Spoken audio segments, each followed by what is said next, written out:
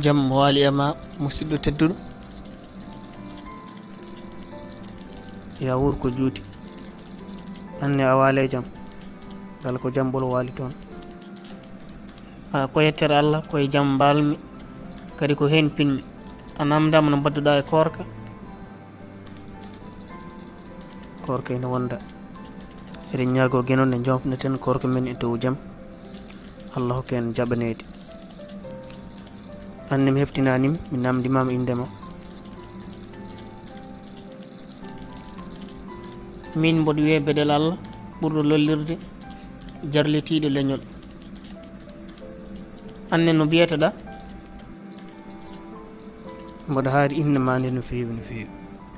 ɗum noon bisimilla ma e oɗo nokku. min mboɗo wiye Usu Sababu. mboɗo jogino namdal noon fewde e ma so tawi kay a heñaki. bisimilla ma adu namdal ma mboɗo heeɗi. mami jaabe joni so gueno haaji. eyyi min noon namdalam koni sifori. mboɗo yinno andude neɗɗo so hoori saanga nde fayi a taggi holko foti janngude. so tawi a hoori saanga nde paaɗa e tagge mbiyata ko allahumma inni laka sumtu wa bika amantu wa ala rizqika aftartu faghfir li ma qaddamtu wa ma akhartu. ni wiyete. mi nani jarlitiiɗo leñol nde ɗo windande kono ɗemgalam ngal ngal teddi e ɗemde janani. beele aɗa wawi wattande demrimi e pular beele ene ɓuura weɓandemi. ala caɗele. so tawi koye pular mbiyata ko e heema joomam ko an koranmi ko an gonɗinmi te koye gueɗuma kumtimi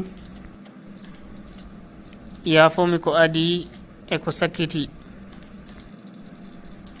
ɗum ko yeehi ɗaɗi kacciɗi baraji ñiiɓi e haajede gueno. beela wonko pamɗa e ko kalmi ko. aha kay min nani e temi faami. min ɗemgalam so tawi a haali ɗo kene wona hojomaji nayyi sa dejji mboɗa e reftatdema hen nde wonnon ko ɗum ɓuuri weɓandemi. ɗum noon a jarama e ndeɗo windande nde gandinɗami yo guene yoɓe moƴƴere. mboɗo jogui gueɗe goɗɗe noon ɗe jimmi namdadema kono ha saaha goɗɗo so gueno haaji.